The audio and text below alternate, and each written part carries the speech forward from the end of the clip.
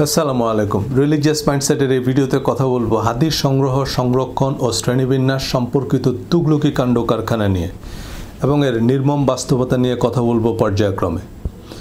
কোরআনের ব্যাখ্যা, বিশ্লেষণ, সম্পূরক, সহায়ক ইত্যাদি বিভিন্ন নামে লোকমুখে শোনা হাদিসকে ইসলামী শরিয়ার উৎস হিসেবে প্রতিষ্ঠা, অতঃপর ইস্ট ইন্ডিয়া কোম্পানির মতো হাদিসের দখলদারিত্বের কাছে কোরআনের অসহায়ত্বের বিবরণ রিলিজিয়াস মাইন্ডসেটের নিয়মিত দর্শকরা জানেন। কোরআন যে আল্লাহর বাণী তা কীভাবে বুঝব? আরবের লোকেরা এমন প্রশ্ন বারবার করেছেন নবীজিকে। আল্লাহ এর উত্তরে বলেছেন, ফালিয়াতু বিহাদিস মিসলিহি, তবে তাদের এমন একটি আয়াত আনতে বলো। আমরা অনেকেই মনে করি কোরআনের মতো একটা আয়াত বানানো যাবে না।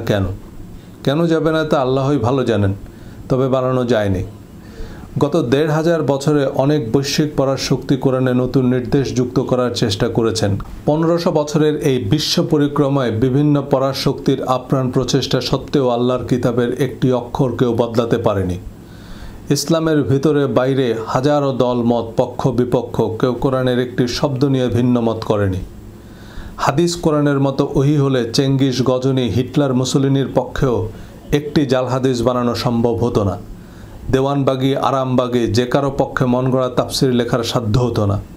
ডক্টর ইয়াসির কাদের একটি লেকচারে তিনি বলেছেন, হাদিস নিয়ে যারা প্রশ্ন তোলে তারা মূর্খ। হাদিসের সত্যতা নির্ণয়ের নাকি বিজ্ঞানসম্মত পদ্ধতি আছে, যা তিনি মদিনা ইউনিভার্সিটিতে পড়েছেন। যদিও এই বিজ্ঞান তেহরান ইউনিভার্সিটিতে গিয়ে অজ্ঞান হয়ে আছে। দুই ইউনিভার্সিটির সহি হাদিসের তালিকা আলাদা। শরীয়তের বিধান হিসাবে লোকমুখে শোনা হাদিসকে কোরআনের সমকক্ষ মনে করা কতখানি যৌক্তিক তার উত্তর এই ভিডিও শেষে মিলবে ইনশাআল্লাহ। হাদিস ও ইতিহাসের জ্ঞান আমাদের সমৃদ্ধ করে, কিন্তু কোনো ঐতিহাসিক বা কোরআন অননুমোদিত সূত্রে প্রাপ্ত তথ্য শরীয়তের বিধান বা আইন নয়।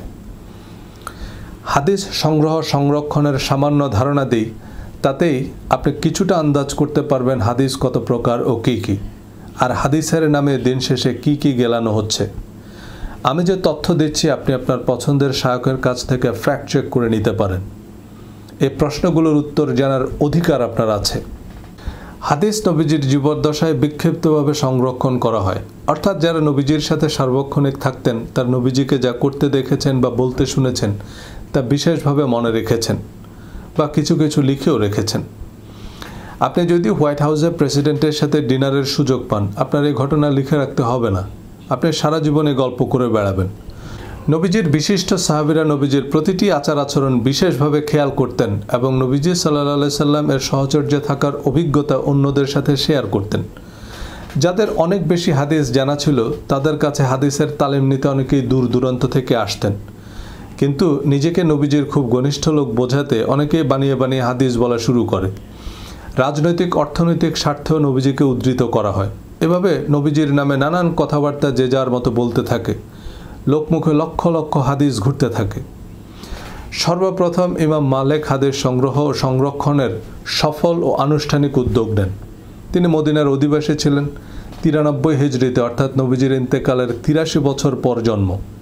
তার জীবদ্দশায় বেশ কয়েকজন সাহাবী জীবিত ছিলেন, যাদের কাছ থেকেও তিনি হাদিস সংগ্রহ করেছেন। তিনি নিজে তাবেঈ বা দ্বিতীয় প্রজন্মের মুসলিম ছিলেন এবং তার সংগৃহীত বেশিরভাগ হাদিসের বর্ণনাকারী তাবেঈ ছিলেন।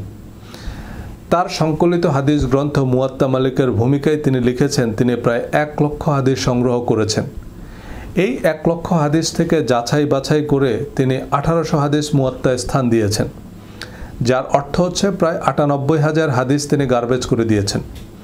এই হাদিসগুলোকে তার মিথ্যা বা বানোয়াট মনে হয়েছে। এই 98,000 হাদিস তিনি কার্যত অস্বীকার করলেন, অর্থাৎ তিনি মুনকারিনে 98,000 হাদিস বা 98,000 হাদিস অস্বীকারী। নবীজির ইন্তেকালের প্রথম শতকেই সাহাবী তাবেঈদের যুগে খোদ মদিনাতেই যদি 1800 হাদিসের বিপরীতে লক্ষাধিক বানোয়াট কথা রটতে পারে, সলফে সালেহিনরাই রটাতে পারে, তো 1500 বছর পর ঢাকা বা নিউ ইয়র্কের অবস্থা কী হতে পারে অনুমান করতেই পারেন। হাদিস এবং ফিকহের উপর ইমাম মালিকের পাণ্ডিত্য প্রশ্নাতীত। তবে ইমাম মালিক অনেক হাদিস নিয়েই প্রশ্ন তুলেছেন। এমনকি মুয়াত্তায় উল্লেখিত অনেক হাদিস তিনি নিজের ফিকহি মাসালায় বিবেচনায় নেননি। তিনি এসব হাদিস সম্পর্কে বলেছেন, এই হাদিসগুলো আমি গ্রহণ করেছি, কিন্তু এগুলোর উপর আমরা আমল করি না, কারণ এগুলো কোরআনের বক্তব্যের বা কোরআনের মূলনীতির পরিপন্থী।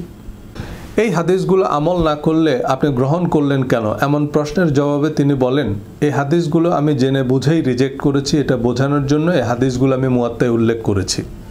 নইলে অনেকেই মনে করতো আমি হয়তো এই হাদিসগুলো জানি না বলেই এমন ফতোয়া দিয়েছি। যেমন কুকুর কোনো পাত্রে মুখ লাগালে তা 7 বার ধুয়ে নিতে হবে এমন একটি হাদিস ইমাম মালিক মুয়াত্তায় উল্লেখ করেছেন, কিন্তু এই হাদিস তিনি অকার্যকর বলেছেন, কারণ কোরআন কুকুরকে অপবিত্র বলেনি। ইমাম আবু হানিফাও কুকুরের বিধানকে অন্যান্য প্রাণীর মতোই বলেছেন, অর্থাৎ কুকুরের বেলায় যে বিধান প্রযোজ্য তা অন্যান্য প্রাণীর বেলাতেও একই। এবারে মুয়াত্তা মালিকের 1800 হাদিসের কাহিনী শুনেন। এই 1800 হাদিসের মধ্যে মাত্র 600 হাদিস আছে মারফু হাদিস। মারফু হাদিসই হাদিস বলতে আমরা যা বুঝি, অর্থাৎ নবীজির কথা কাজ অনুমোদন। 600 হাদিস আছে মওকুফ হাদিস। এই হাদিসগুলোর সাথে নবীজির কোনো সম্পর্কই নেই, এগুলো হচ্ছে সাহাবীদের কথা কাজ অনুমোদন। নবীজির সাহাবীদের প্রকৃত সংখ্যা কত? কয়েক লক্ষ। সাহাবী মানে যারা নবীজিকে সরাসরি দেখেছে। মদিনায় আধিপত্য প্রতিষ্ঠার পর এবং মক্কা বিজয়ের পর অনেকেই প্রাণ বাঁচাতে, সাধারণ ক্ষমা পেতে বা সরকারি দলের সুবিধা নিতে ইসলাম ধর্ম গ্রহণ করে, যারা প্রকৃতপক্ষে মুসলমান ছিল না। কোরআনে মুনাফিকদের নিয়ে একটি সূরাই আছে, মুনাফিকদের সম্পর্কে বহু আয়াত আছে। সূরা তাওবা 97 নং আয়াতে আল্লাহ বলেছেন, আল আরাবু আশাদ্দু কুফরা ওয়া নিফাকান, আরবরা কুফর ও মুনাফিকিতে কঠিনতর। একই সূরার 101 নং আয়াত, আর তোমাদের আশেপাশের মরুবাসীদের মধ্যে কিছু লোক মুনাফিক এবং মদিনাবাসীদের মধ্যেও কিছু লোক অতিমাত্রায় মুনাফিকিতে লিপ্ত আছে, তুমি তাদেরকে জানো না, আমি তাদেরকে জানি। সুতরাং নবীজির সময়ে অনেক ছদ্মবেশী মুসলমান ছিল, কিন্তু আমরা জানি না তারা কারা। নবীজির মৃত্যুর পর এরা ধর্ম ত্যাগ করে। হযরত আবু বকর রাদিয়াল্লাহু তাআলা আনহুর খেলাফতকালে এই ধর্মত্যাগীদের সাথেই রিদ্দার যুদ্ধ হয়। নবীজির সকল সাহাবীদের কথা কাজ অনুমোদনও কি শরীয়তের বিধান? হযরত যায়েদ রাদিয়াল্লাহু তাআলা আনহু ছাড়া আর কোনো সাহাবীর নামই নেই কোরআনে, অথচ তাদের কথা কাজ অনুমোদন কোরআনের সমকক্ষ হয় কোন বিবেচনায়? এখানেই শেষ নয়, প্রায় 250 মাকতু হাদিস আছে মুয়াত্তায়। মাকতু হাদিস হচ্ছে তাবেঈদের কথা কাজ অনুমোদন। তাবেঈদের সংখ্যা কয়েক মিলিয়ন। ইয়াজিদ, শিমার এরাও তাবেঈ ছিল। যেখানে স্বয়ং ইমাম মালিক সাহাবী তাবেঈদের বর্ণিত 98,000 হাদিস গ্রহণ করেননি, যার অর্থ সকল সাহাবী ও তাবেঈ বিশ্বস্ত বা সত্যবাদী ছিলেন না, সেখানে তাবেঈদের কথা কাজ অনুমোদনও কি করে কোরআনের মতো শরীয়তের বিধান হয়? মুয়াত্তায় প্রায় 200 হাদিস আছে মুরসাল। আরবিতে বোম্বাস্টিক শোনালেও মুরসাল শব্দের অর্থ হচ্ছে পরিত্যাজ্য, কারণ এসব হাদিসের বর্ণনাকারী নবীজির মৃত্যুর পর জন্মগ্রহণ করেছেন। এরা লোকমুখে এসব হাদিস শুনেছে, কিন্তু কোন লোকের কাছ থেকে শুনছে স্পেসিফিক মানে নেই। যে 600 মারফু বা নবীজির হাদিস আছে মুয়াত্তায়, তাতেও রিপিটেশন আছে অনেক। ইউনিক হাদিস হিসাব করলে 103 প্রকৃত হাদিস আছে মুয়াত্তায়। হাদিসের এই জটিল শ্রেণীবিন্যাস আমরা কতজন বুঝি? আমরা শুধু বুঝি বা আমাদের বোঝানো হয় মুয়াত্তা মালিকের হাদিস, সহিহ বুখারীর হাদিস বা সহিহ ইবনে হিব্বানের বর্ণনা, ব্যাস। হিজরি 80 সালে জন্মগ্রহণকারী সর্বকালের অন্যতম শ্রেষ্ঠ ইসলামিক স্কলার ইমাম আজম আবু হানিফা বয়সে ইমাম মালিকের 13 বছরের বড়। সমসাময়িক কালের মানুষ হলেও হাদিসের গ্রহণযোগ্যতা নিয়ে এই দুইজন জগৎ বিখ্যাত ইসলামী পণ্ডিতের দ্বিমত স্পষ্ট। এই দ্বিমতের কারণেই হানাফি ও মালিকি দুটি ভিন্ন সুন্নি মাযহাবের সৃষ্টি হয় ইসলামের প্রথম শতকেই। হানাফি মাযহাব মোতাবেক রক্ত বের হলে অজু ভঙ্গ হবে, কিন্তু মালিকি মাযহাব মোতাবেক হবে না। এবার অজুর সাথে নামাজের সম্পর্ক। অজু নাই মানে হানাফি মতে নামাজ হবে না, কিন্তু মালিকি মতে হবে। এবার কোন দিকে যাবেন? এমন অসংখ্য দ্বিমুখী রাস্তা আছে, যার কারণ লোক মুখে শোনা হাদিস। ইমাম মালিক, ইমাম আবু হানিফার মতো মহাপণ্ডিতরা একমত হতে পারেনি কোনটা নবীজির হাদিস আর কোনটা নবীজির নামে বানোয়াট কথা। সাহাবী তাবেঈরা সত্যতার মানদণ্ডে উত্তীর্ণ হতে পারেনি, সেখানে আমি আপনি বলবো এটা সহিহ হাদিস আর এটা সহিহ নয়। হিজরি 164 সালে ইমাম আহমদ ইবনে হাম্বলের জন্ম, যিনি ইমাম আবু হানিফা ও ইমাম মালিকের ছাত্র ছিলেন। কিন্তু তার সংকলিত মুসনাদ আহমদ ইবনে হাম্বলে প্রকাশনী ভেদে প্রায় 27,000 থেকে 40,000 হাদিস আছে। বলা বাহুল্য মুসনাদ আহমদের অন্তত 80% হাদিস ইমাম মালিক এবং ইমাম আবু হানিফা হাদিস বলেই গণ্য করেননি। নিজেদের কিতাবে স্থান দেননি, নিজেদের ফিকহি মাসালায় বিবেচনায় নেননি। ইমাম হাম্বল তার ওস্তাদ ইমাম আবু হানিফা ও ইমাম মালিকের পরিত্যক্ত হাদিস নিয়ে সুন্নি ইসলামের তৃতীয় লিমিটেড কোম্পানি হিসাবে হাম্বলি মাযহাব খোলেন। ইমাম শাফি বয়সে ইমাম হাম্বলের 16 বছরের বড়। তিনিও ইমাম মালিকের ছাত্র ছিলেন, কিন্তু বলা বাহুল্য তার সহিহ হাদিসের তালিকা তার সমসাময়িক কালের 3 জন জগৎ শ্রেষ্ঠ ইমামের চেয়ে ভিন্ন ছিল। সঙ্গত কারণে সুন্নি ইসলামের চতুর্থ লিমিটেড কোম্পানি হিসাবে শাফি মাযহাব জন্ম নেয়। এই 4টি প্রধান মাযহাব ছাড়াও অসংখ্য রেজিস্টার্ড আনরেজিস্টার্ড ক্ষুদ্র মাঝারি লিমিটেড কোম্পানি আছে ইসলামে, যার প্রধান পুঁজি এই হাদিস সহিহ, এই হাদিস জাল। ইমাম বুখারী পর্যন্ত দৃশ্যপটে পরিবর্তন আসে। মুয়াত্তা মালিক, মুসনাদ আহমদ, ইমাম আবু হানিফা ও ইমাম শাফির তালিকার বাইরেও লক্ষ লক্ষ হাদিস বিক্রি হচ্ছে কালোবাজারে। যে যার মতো গল্প ম্যানুফ্যাকচার করছে, দল উপদল বানাচ্ছে। হিজরি 256 সালে জন্মগ্রহণকারী ইমাম বুখারী সর্বকালের অন্যতম সেরা মুহাদ্দিস ছিলেন। তিনি বিশেষ মানদণ্ড অনুযায়ী কেবল সহিহ হাদিসের গ্রন্থ প্রণয়নের উদ্যোগ নেন, অর্থাৎ তার কিতাবে কেবল সহিহ হাদিসই স্থান পাবে। কথিত আছে তিনি প্রায় 6 লক্ষ হাদিস সংগ্রহ করেছেন। এর মধ্যে মাত্র 7000 হাদিস সহিহ বিবেচনায় বুখারী শরীফে স্থান পেয়েছে, অর্থাৎ ইমাম বুখারী প্রায় 5,93,000 হাদিস বাতিলের খাতায় ফেলেছেন, যাতে অন্যান্য ইমামদের তালিকাভুক্ত কয়েক হাজার সহিহ হাদিস আছে। যদি বুখারী শরীফের বাইরে আর কোনো সহিহ হাদিস নাই থাকে, তবে বুখারী শরীফ ছাড়া আর কোনো হাদিস গ্রন্থের প্রয়োজন পড়তো না। তাহলে ইমাম বুখারীও মুনকারিনে হাদিস। বুখারী শরীফের 7000 হাদিস থেকে পুনরাবৃত্তি বাদ দিলে ইউনিক হাদিস মাত্র 2230টি। এর সবগুলো আবার মারফু বা নবীজির স্টেটমেন্ট নয়। ইমাম বুখারীর হাদিসের সত্যতা যাচাইয়ের যে পদ্ধতি, তা ছিল মূলত ইস্তেখারা বা ধ্যান বা স্বপ্নযোগে প্রাপ্ত সিদ্ধান্তকে বিজ্ঞানসম্মত বা গ্রহণযোগ্য এভিডেন্স। ধ্যান বা স্বপ্নের বৈজ্ঞানিক ব্যাখ্যা আছে, কিন্তু কারোর স্বপ্নে দেখা সাক্ষ্যের উপর কোনো বিচারিক সিদ্ধান্ত নেওয়া যায়? একই সময়ে ইমাম মুসলিমও একই পদ্ধতিতে সহিহ হাদিসের গ্রন্থ প্রণয়নের উদ্যোগ নেন। ইমাম মুসলিম, ইমাম তিরমিজি এবং ইমাম নাসাই 3 জনই ইমাম বুখারীর ছাত্র ছিলেন, কিন্তু 4 ইমামের হাদিস 4 রকম। অনেক স্কলার মুসলিম শরীফকে কোরআনের পর সবচেয়ে বিশুদ্ধ গ্রন্থ মনে করেন। কেবলমাত্র সহিহ হাদিসের সংকলন বিধায় বুখারী ও মুসলিম শরীফের শুরুতে সহিহ শব্দটা জুড়ে দেওয়া হয়, কিন্তু সহিহ মুসলিমের প্রায় 12,000 হাদিস আছে, যাতে প্রায় 4000 ইউনিক হাদিস। তাহলে একই সময়ে একই অঞ্চলের সর্বকালের শ্রেষ্ঠতম 2 জন মুহাদ্দিসের সংকলিত হাদিসে অমিল কেন? ইমাম মুসলিম প্রায় 600 রাবির হাদিস গ্রহণ করেছেন, যাদের ইমাম বুখারী বিশ্বস্ত বলে গণ্য করেননি। এই 600 বর্ণনাকারী যদি একটি করেও হাদিস বর্ণনা করে, তবে অন্তত 600 হাদিস আছে যা ইমাম মুসলিমের মতে সহিহ, কিন্তু তার ওস্তাদ ইমাম বুখারী বেমালুম বাতিল করে দিয়েছেন। বিদায় হজ্জ ও গাদির খুমের যে হাদিসগুলো আরেকটি ভিডিওতে আলোচনা করেছি, তা মুসলিম শরীফের সহিহ সনদে বর্ণিত হলেও বুখারী শরীফে নাই মানে এই হাদিস ইমাম বুখারী শুনেননি এমন নয়, তিনি এই হাদিসগুলোকে সত্য বলে গণ্য করেননি। এবার আমরা কার কথা শুনব? ইমাম বুখারীর আরেক ছাত্র ইমাম তিরমিজি তার সংকলিত তিরমিজি শরীফে মাত্র 3600 হাদিস তালিকাভুক্ত করেছেন। তিরমিজি শরীফ সহিহ অনলি হাদিসের সংকলন নয়, অর্থাৎ তিরমিজি শরীফের সব হাদিস বিশারদরা সহিহ বলে গণ্য করেননি, কিন্তু এতে সহিহ বুখারী ও মুসলিমের কয়েক হাজার হাদিসের জায়গা হয়নি। ইমাম নাসাই 5758টি হাদিসকে তার নাসাই শরীফের জন্য বিবেচনায় নিয়েছেন, কিন্তু এই হাদিসগুলোর মধ্যে রিপিটেশন বা সহিহ নয় এমন হাদিস বাদ দিলে এ সংখ্যা হবে অর্ধেকেরও কম। ইমাম নাসাই ও ইমাম বুখারীর ছাত্র ছিলেন, কিন্তু হাদিসের সত্যতা নির্ধারণে ইমাম বুখারী, মুসলিম, তিরমিজি, নাসাই সমসাময়িক কালের শিক্ষক, সতীর্থ এবং সর্বকালের সেরা এই 4 জন হাদিস সংকলক একমত হতে পারেননি। জগৎ শ্রেষ্ঠ হাদিস বিশারদ ইমাম মুসলিম 6-7 লক্ষ হাদিস যাচাই বাছাই করে 12,000 সহিহ হাদিসের যে তালিকা চূড়ান্ত করেছেন, তার সতীর্থ ইমাম তিরমিজি, ইমাম নাসাই ও শিক্ষক ইমাম বুখারী সে তালিকার কয়েক হাজার হাদিসকে হাদিস বলেই গণ্য করছেন না। সুনান আবু দাউদে প্রায় 5000, ইবনে মাজায় হাদিস আছে 4300। নাসিরউদ্দিন আলবানির সিলসিলা আহাদিস, ইমাম নববীর রিয়াদুস সলেহিন, ইমাম বাগাবী ও শাইখ ওয়ালিউদ্দিন সংকলিত মিশকাতুল মাসাবি, ইবনে হাজার আসকালানির বুলুগ আল মারাম, এই হাদিস গ্রন্থগুলো মৌলিক নয়। বিভিন্ন মৌলিক হাদিস গ্রন্থ থেকে তারা তাহকিক করে তাদের বিবেচনায় সহিহ এমন হাদিসগুলো তালিকাভুক্ত করেছেন। এমন সহস্রাধিক নাম না জানা হাদিস গ্রন্থ আছে।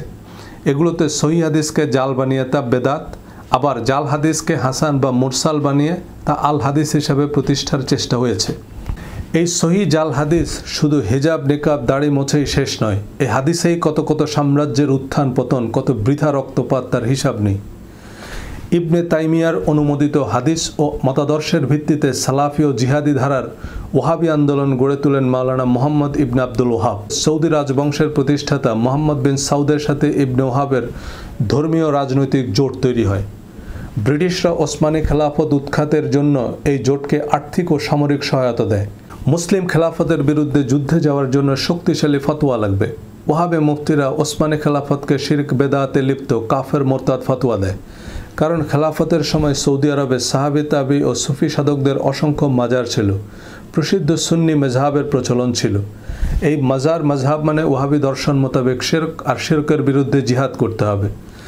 ইসলামী খেলাফতের বিরুদ্ধে ওহাবিদের ফতোয়া আর পশ্চিমা সামরিক শক্তির কাছে 1924 সালে ইসলামের ইতিহাসের সর্বশেষ খলিফা দ্বিতীয় আব্দুল মজিদের পতনের মধ্য দিয়ে অস্তমিত হয় হাজার বছরের ইসলামী খেলাফত। হজরত ফাতেমা, হজরত ওসমান রাদিয়াল্লাহু তাআলা আনহু সহ শত শত সাহাবী তাবির মাজার ধুলায় মিশিয়ে দেওয়া হয়। শত শত ইসলামিক স্কলারকে হত্যা করা হয় ওয়াহাবি মুফতিদের শরিয়া আইনে। ব্রিটিশরা মধ্যপ্রাচ্যে ঘাঁটি গাড়ে আস্তে আস্তে আরব ভূখণ্ডে ইসরায়েল রাষ্ট্র প্রতিষ্ঠা করে। ব্রিটিশের পর আমেরিকার পুতুল ও পশ্চিমা মিত্র হিসেবে টিকে আছে সৌদি ওয়াহাবি কথিত বেদাত বিরোধী সরকার। আবার আল আজহার তেহরান ইউনিভার্সিটির স্কলাররা এই ওয়াহাবি মতবাদকে শয়তানের দর্শন বলে আসছে। আবার অ্যান্টি ওয়াহাবিরা ক্ষমতায় আসলে মক্কা মদিনার বড় বড় শায়কদের শিরোচ্ছেদ করা হবে মুরতাদ হিসাবে। হাদিস অনুযায়ী পৃথিবীর সবচেয়ে বড় ইসলামিক স্কলারকে মুরতাদ বা মুনাফিক বানিয়ে ফাঁসি দিতে পারবেন। হাদিস শুধু দাড়ি মোছেই শেষ নয়, হাদিসের অপব্যবহারের অসংখ্য কাহিনী লাখো মুসলমানের রক্ত আর চোখের জলে লেখা আছে ইসলামের ইতিহাসে। হাদিস অনুযায়ী যে কাউকে কাফের ফতোয়া দিয়ে শিরোচ্ছেদ করা যায়। আহলে হাদিসের লোকেরা তাবলিগ, জামাত ও মাজারের ঘোর বিরোধী। জামাতের বিরোধিতা সরকারের নেক নজরে আসার কৌশল। হাদিস অনুযায়ী তাবলিগ জামাতের লোকদের হত্যা করে আদ সামুদের মতো নিশ্চিহ্ন করে দিতে হবে। আরেকটি ভিডিওতে শেখ আব্দুর রাজ্জাকের ওয়াজের ফুটেজ যুক্ত করেছি। আর মাজার দরগা মাটিতে মিশিয়ে দিতে হবে, কারণ এগুলো শিরকের আখড়া। বাংলাদেশের সব দরগা মাজারে শিরক বেদাতি বা অনইসলামিক কাজকর্ম হচ্ছে, এটা আহলে সুন্নাত ওয়াল জামাতের লোকেরাও মানেন, কিন্তু শিরক বন্ধ করা সম্ভব। বাংলাদেশে একটি ধর্ম মন্ত্রণালয় আছে, ইসলামিক ফাউন্ডেশন আছে। তারা ঐতিহাসিক নথিপত্রবিহীন ভুইপোড় মাজার বন্ধ করে প্রকৃত ওলিয়া উলিয়াদের দরগা বা মাজারগুলো রক্ষণাবেক্ষণের দায়িত্ব নিতে পারে। জান্নাতুল বাকির মতো পুলিশি ব্যবস্থা নিলে মাজার থেকে গাজার আসর তুলতে 2 দিনও লাগবে না। সেখানে আগত দর্শনার্থীদের অনইসলামিক কর্মকাণ্ড সম্পর্কে সচেতন করার জন্য বা মাজারের আচরণবিধির প্রশিক্ষণ দিতে বিশেষজ্ঞ আলেমদের সমন্বয়ে ব্যবস্থাপনা কমিটি করা যেতে পারে। সেখানে মানুষ দান করলে তা দিয়ে গবেষণা বা জনকল্যাণমূলক কাজে ব্যয় করা যেতে পারে। ইসলামিক ফাউন্ডেশন দায়িত্ব নিলে মাজারে অনইসলামিক কাজ করা কোনোভাবেই সম্ভব হবে না। কিন্তু মাজারের পক্ষে বিপক্ষে 2 দল লড়াই করছে, কেউ কোনো সমাধান দিচ্ছে না।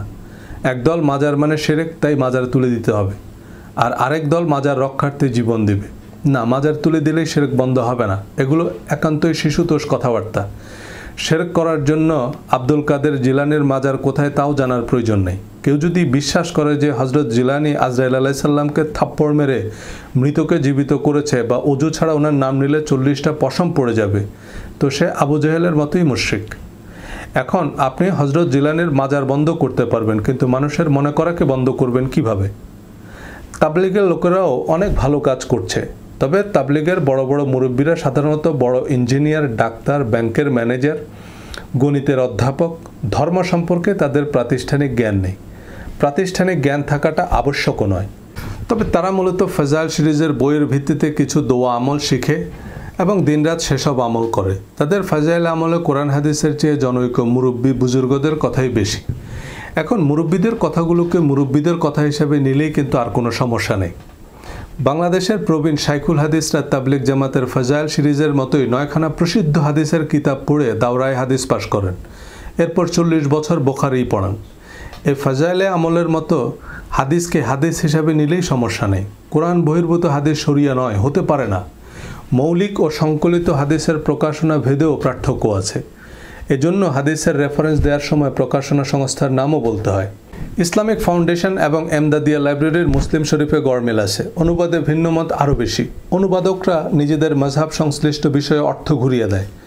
হাদিসের অনুবাদে কঠোর মান নিয়ন্ত্রণ ব্যবস্থা নেই। আর শুধু অনুবাদ থেকে তো বুঝবেন না, হাদিসেরও আবার ব্যাখ্যা লাগবে। ইবনে হাজার আসকালানির ফতহুল বারি বুখারী শরীফের প্রসিদ্ধ তাফসির। এসব তাফসিরের মাধ্যমে তিলকে তাল, তালকে তাল গাছ বানানো হয়েছে। ডক্টর আবদুল্লাহ জাহাঙ্গীর স্যারের হাদিসের নামে জালিয়াতি বইয়ে জাল হাদিসের যে তালিকা প্রকাশ করেছেন তাতে অনেকের অনেক সহি হাদিস আছে, যে কারণে বেঁচে থাকতে ওনার প্রচুর বিরোধিতা ছিল। অনেকেই ওনার বই পড়তে নিষেধ করতেন, সহি হাদিসকে জাল বলার জন্য মুনকারিনে হাদিস ফতোয়াও খেয়েছেন। এখন বুখারী, মুসলিম, তিরমিজি, আবু দাউদ, নাসাই, ইবনে মাজা, মুসনাদ আহমদ, দারেমি, হাকিম, হিব্বান, বাইহাকিতে একই হাদিস আছে বহুবার, কিন্তু সিঙ্গেল ফ্যাক্ট অ্যান্ড অ্যাক্ট অনুযায়ী দুনিয়ার সব হাদিস গ্রন্থ মিলিয়ে ইউনিক হাদিস আছে 4500। এই 4500-এর মধ্যে সর্বসম্মতিক্রমে সহি এমন হাদিস আছে 2800 থেকে 3200। এর মধ্যে মৌকুফ আর মাকতু বাদ দিলে মারফু হাদিস বা নবীজির কথা কাজ অনুমোদনের হাদিস আছে 2000-এরও কম। এই হাদিসগুলোর বেশিরভাগই কোরআনের আয়াতেরই পুনরাবৃত্তি। কোরআন মানলে সে হাদিসগুলো মানা হয়েই যাচ্ছে, গোসল করলে বোনাস হিসেবে অজু তো হয়েই যাচ্ছে। সর্বোচ্চ কয়েকশো হাদিস পাবেন এই তালিকায় যা কোরআনে নাই, যার আকার বড়জোর কোরআনের 3 থেকে 4 পারার সমান হবে। এই 200-300 হাদিসের জন্য ইসলাম ধর্ম অচল হয়ে গেল। হাদিস ছাড়া ইসলামের আর কিচ্ছু থাকে না। আমরা হুজুরদের কাছে কান খোসানোর মাসলা জিজ্ঞেস করি আর মনে করি আহা হুজুর কত হাদিস ঘেটে উত্তর দিচ্ছে। না, যে প্রশ্নের উত্তর কোরআনে নাই তা হাদিসেও নাই। হুজুর উত্তর দিচ্ছে কারণ দিতে হচ্ছে, নাইলে আবার বলবেন হুজুর কিছু জানে না। যখন হাদিস মানতে যাবেন তখন বলবেন মাযহাব লাগবে, কারণ হাদিসেও সব প্রশ্নের উত্তর নাই। ফেসবুকে জুমার খুতবা শোনা জায়েজ না নাজায়েজ এ প্রশ্নের উত্তর কোন ইমামের বইয়ে পাবেন? তাহলে কিয়াস বা অনুমান করতে হবে। এ অনুমান কোরআনের ভিত্তিতেই করা যায়। কোরআন সব প্রশ্নের উত্তর পাবেন না, কিন্তু উমাইয়া আব্বাসীয় সরকারের আইন হিসেবে প্রণীত ফিকহ ও তার রেফারেন্স হিসেবে সংগৃহীত হাদিস যে ইসলাম ধর্মের বিধান নয় তা আপনাকে অনুমান করতে হবে না। ইসলাম ধর্মের সম্পূর্ণ, পরিপূর্ণ এবং একমাত্র অনুমোদিত বিধান যে কোরআন, তা কোরআন পরিষ্কার করেই বলেছে। যাদের ধারণা হাদিস ছাড়া কোরআন বোঝা সম্ভব নয় বা নবীর সুন্নাত সম্পর্কে জানা সম্ভব নয়, উনি কোরআন এবং হাদিস কোনোটাই বোঝার উদ্দেশ্যে পড়ে দেখেননি। উনি যে কথাটা বলছেন তা কোনো হুজুর তাকে বলেছে, সে হুজুরকে বলেছে তার হুজুর। কোরআন খুললেই দেখবেন হজরত আদম আলাইহিস সালাম থেকে হজরত মুহাম্মদ সাল্লাল্লাহু আলাইহি সাল্লাম পর্যন্ত সব নবীদের সিরাত, সুন্নত, হাদিস আল্লাহ নিজেই বর্ণনা করেছেন। এ কারণেই আল্লাহ আমাদের প্রশ্ন ছুড়ে দিয়েছেন, ওয়ামান আসদাকু মিনাল্লাহি হাদিসান। হাদিস বর্ণনাকারী হিসাবে আল্লাহর চেয়ে আর কে বেশি সত্যবাদী? And the answer is nobody. ধন্যবাদ।